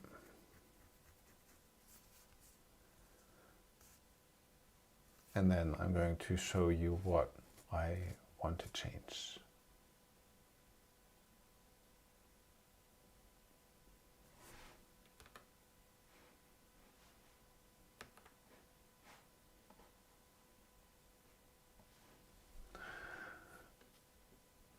So let's assume that you've got a couple of tags that you want to rename.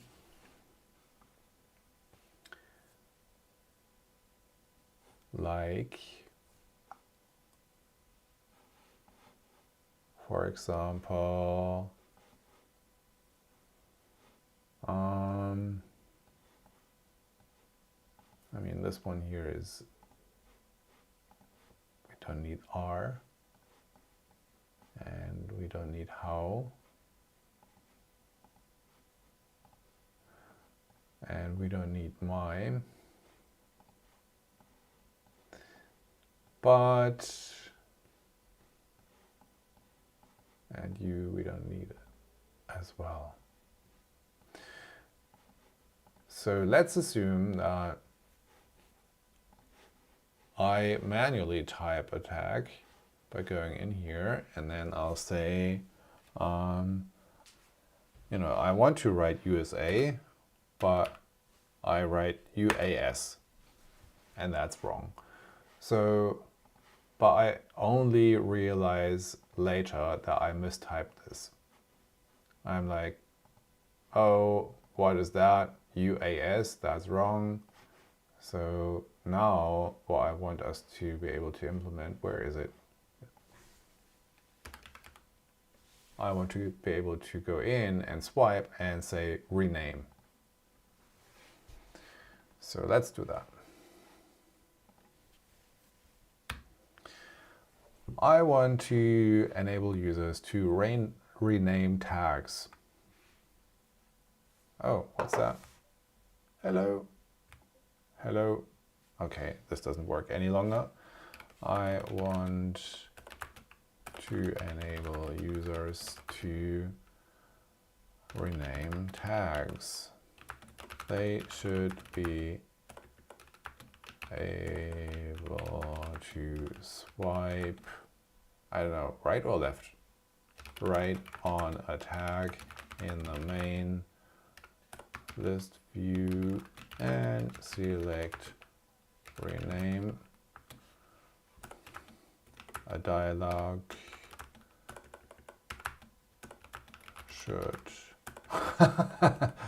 should open and ask the user to rename the tag. Please analyze the code base and tell me what needs to be done to implement this.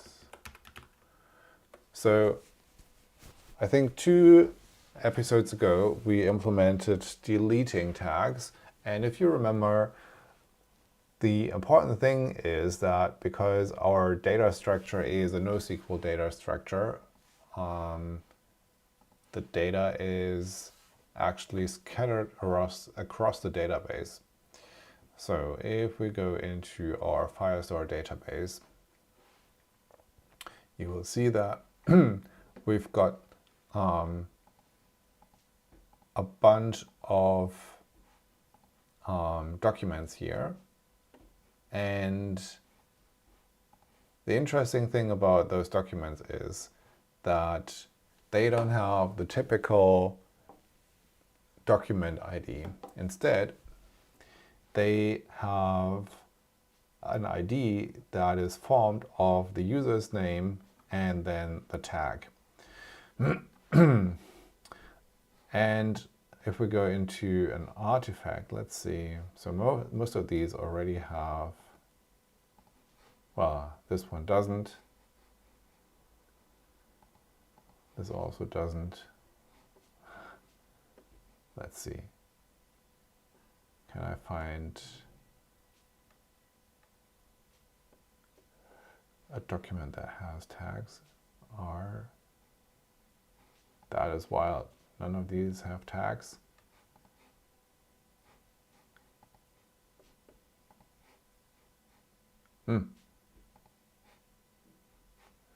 So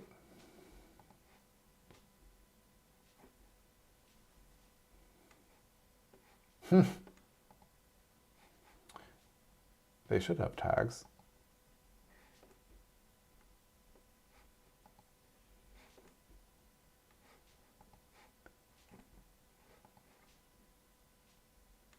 Here we go.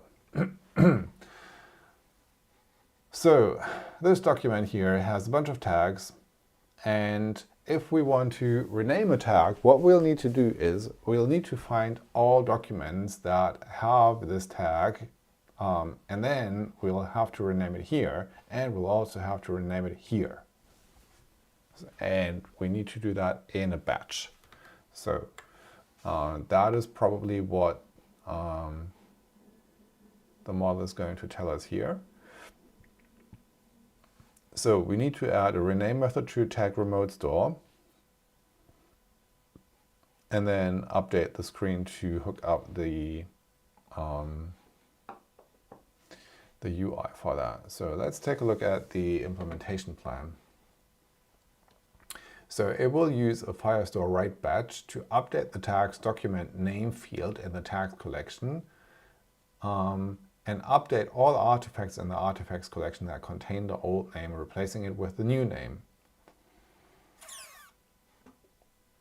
And that sounds good. So let's go ahead and implement this.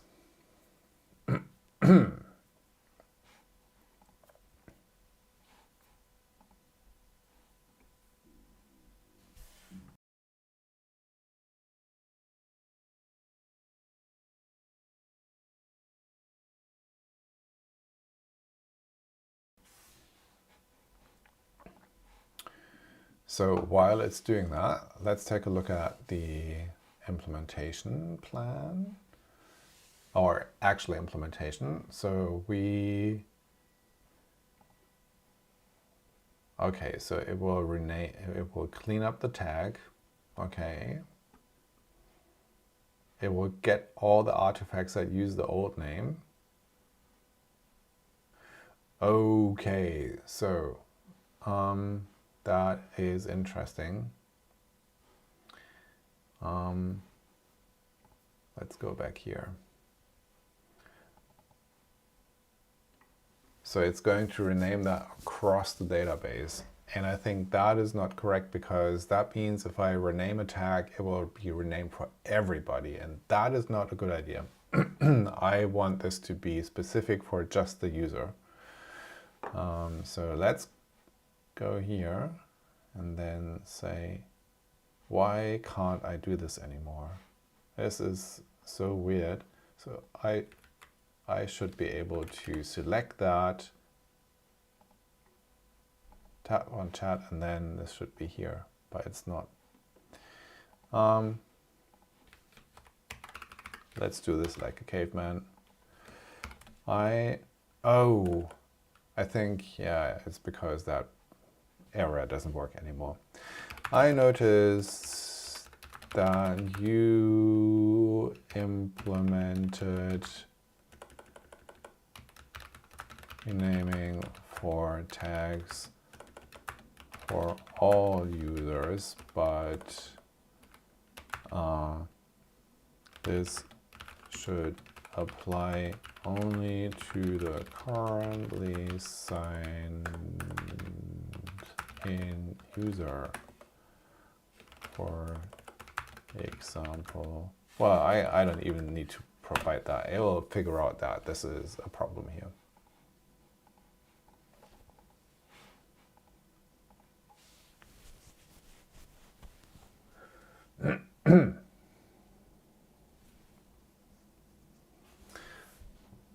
So this part here, it should filter for, only the documents for the current user.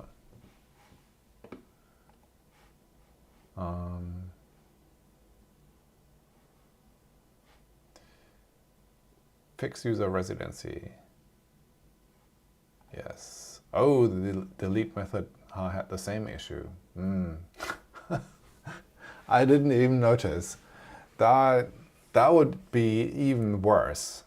Just imagine that you delete a tag and then boom, it's gone for all of the users. Not great. So yeah, here we go. No, it's using the user ID.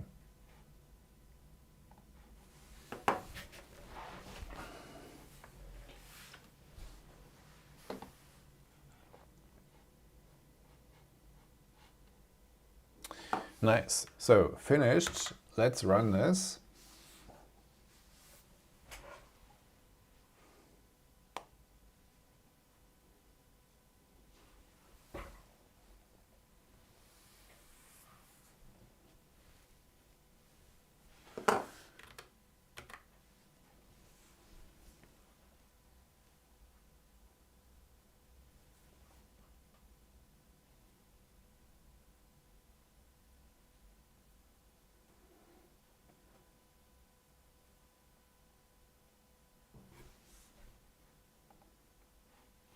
Good.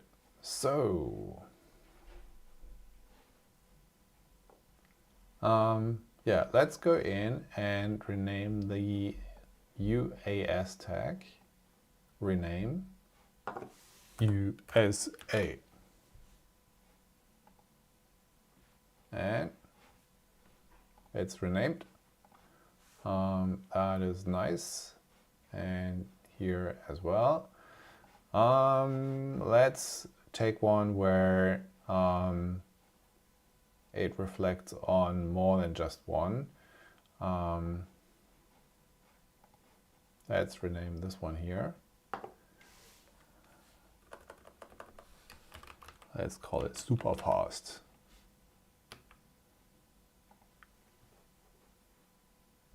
Ooh, ooh, ooh. Okay. And so now all the Swift elements are tagged as super fast. And let me actually double check this in my version of the application, because I should have Swift as well. Yep. So let me quickly connect this so you can see my screen.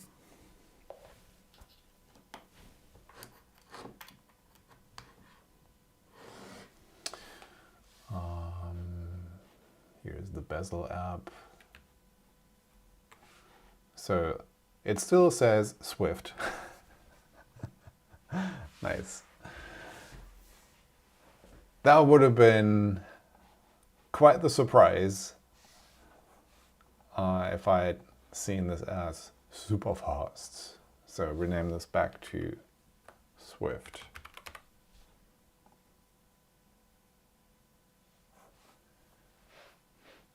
Great.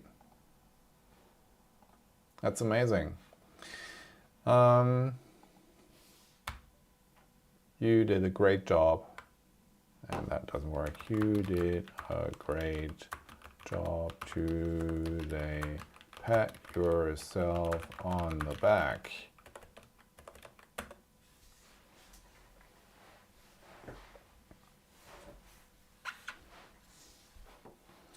It was a pleasure working with you on this. I'm glad we could get the tag renaming feature implemented with the proper user isolation. Nice, nice, nice. Commit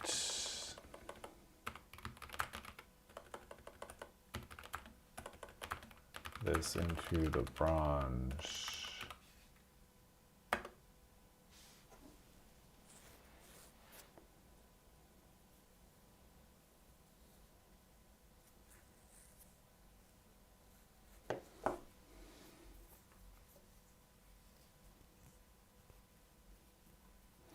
Okay, and then as a final thing, and I don't know if that will actually work, can you please check the GitHub repo for any open issues that relate to any of the changes we implemented today.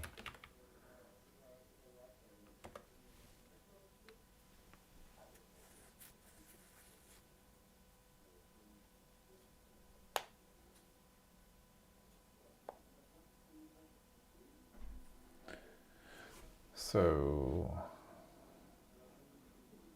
my goal is to mention them in the pull requests so that they all get closed. Oh yeah.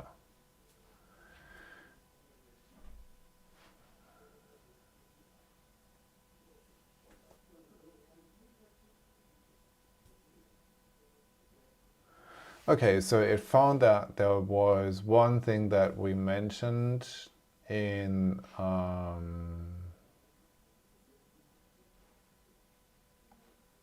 was the count of the artifacts, but that's okay. All right, let me quickly close the window.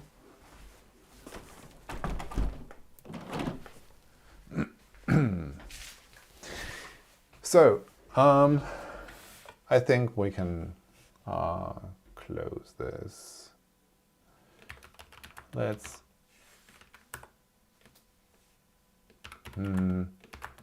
I think we worked on other stuff that might have been mentioned there as well.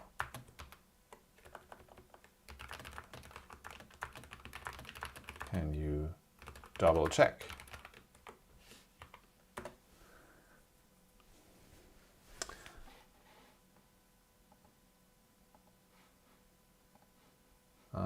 Where is our repository?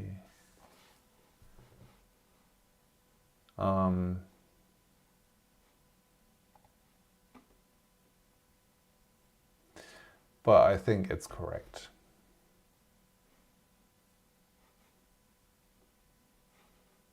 Yeah.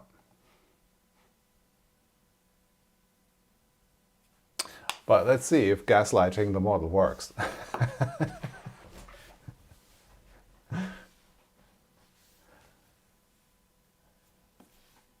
Yeah, so it works. It's like, he mentioned something, I need to be more thorough.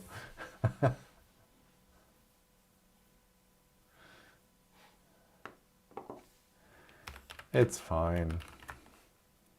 Please go ahead and mention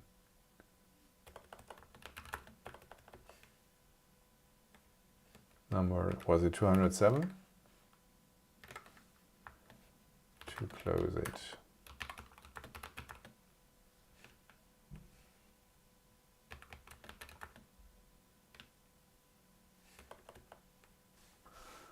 So what else did it find? Tags nearly completed.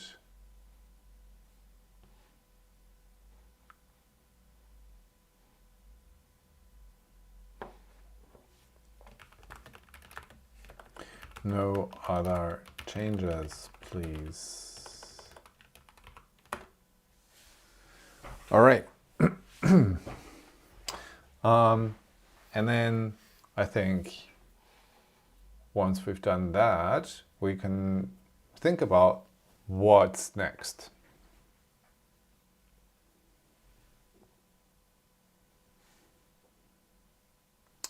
Hello, people new on the stream.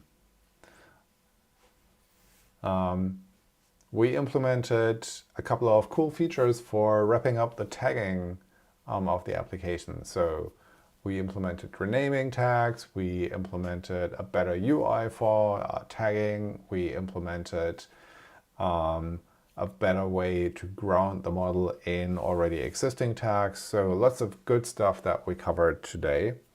And I'm currently just wrapping up and pushing this to remote. Okay, so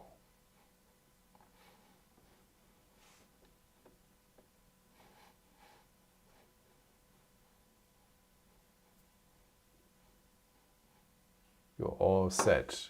So let's see. Closest number. Okay.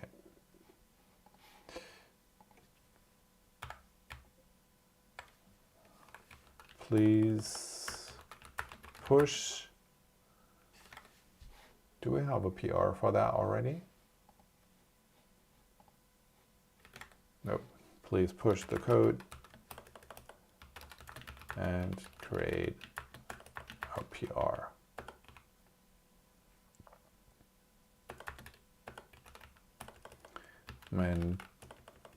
Mentioning all relevant issues that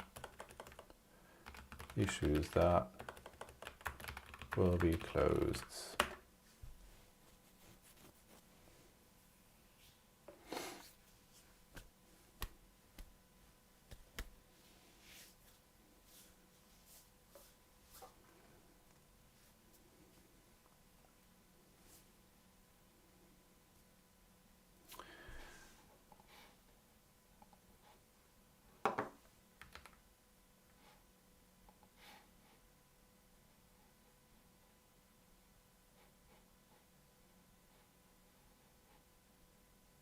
Okay, here we go.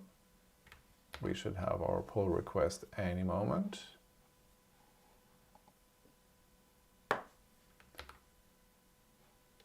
Here it is. No conflicting changes.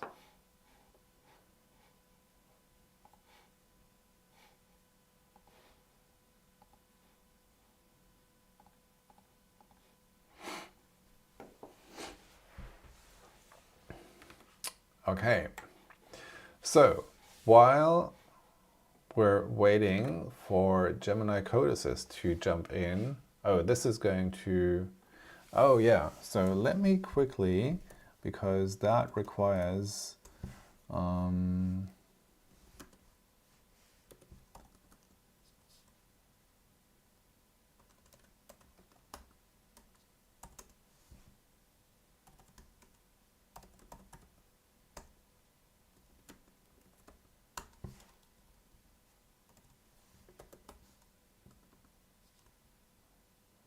run.sh. Okay, so it's currently trying to build, and I'm using this local MacBook here to build the code. So let's see if it picks this up. Yeah, so waiting for runner to pick this up. I'm not sure if this will work.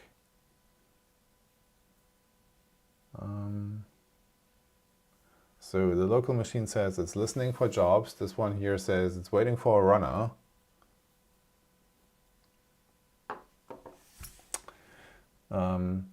But anyways, this will take at least 10 minutes to finish.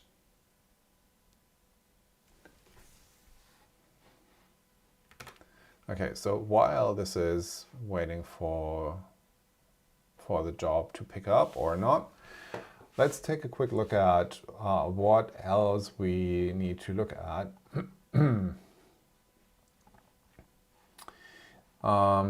So as you can see, the rendering is not the best here, and so that is definitely something that we'll have to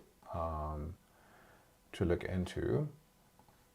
Another thing that I also want to look into is improving this chat implementation. So at the moment, this is using pure RAG. That means whenever I ask a question like, what is a good place to travel to in the US?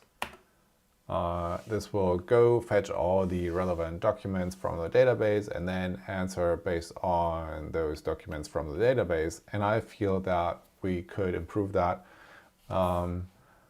by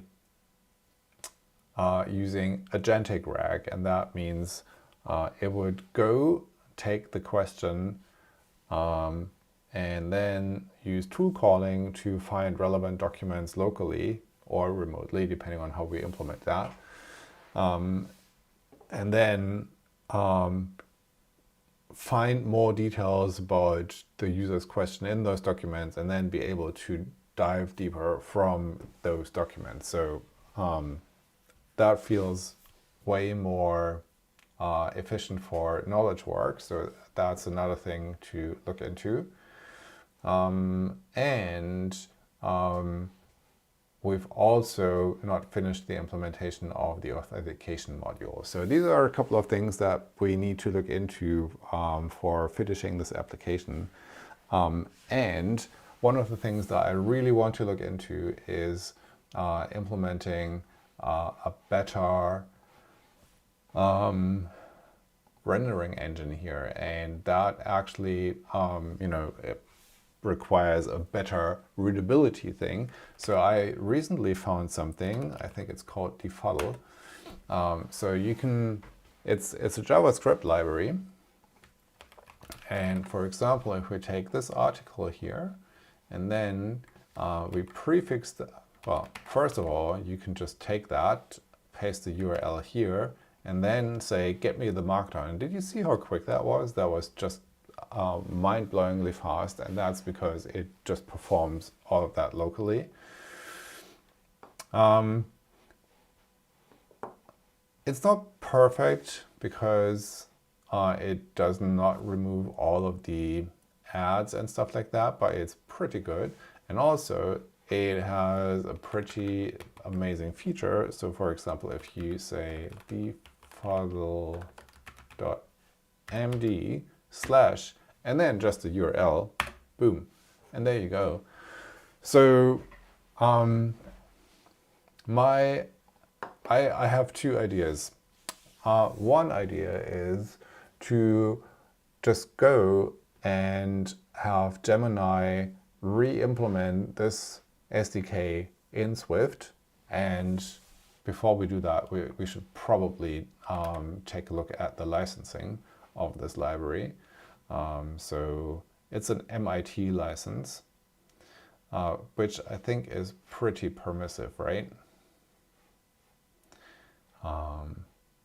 Yeah, so permission is granted to deal in the software without restriction, including without limitations, the rights to use, copy, modify, merge, publish, distribute, sublicense, and or sell copies of the software, and to permit persons to whom the software is furnished to do so subject to the following conditions. So basically just keep the copyright notice in place. That's it, right? So that means we should be able to re-implement this in other languages. So that's one thing. And we could potentially say, well, in addition to using a pure algorithmic implementation of that, we could also use additional AI for any elements where the algorithm might be unsure. Then the other idea I had was we could take a look at the Mozilla Readability library.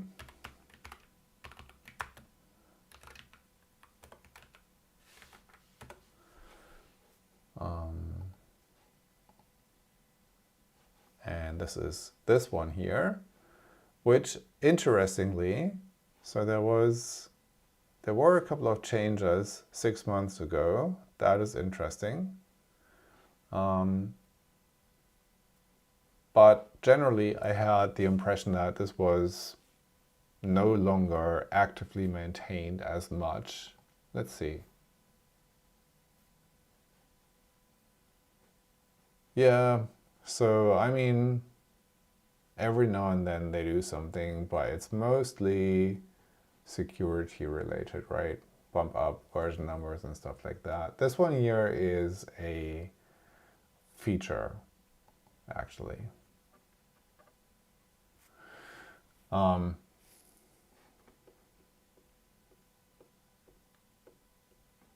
Yeah, so the idea was to take the test suite and all of the tests here, and they have a bunch of test pages. For example, oh, look at that, Heise. So that's a German tech outlet. But for example, this one here, Guardian, they have the source, HTML. So this is a page, how it existed on a specific date. Oh, am I still here? Yeah. And then this one here is the expected output that the library should yield. And my idea was to take this entire test suite and then use a Gemini CLI extension called PickleRig. PickleRig Gemini CLI. And PickleRig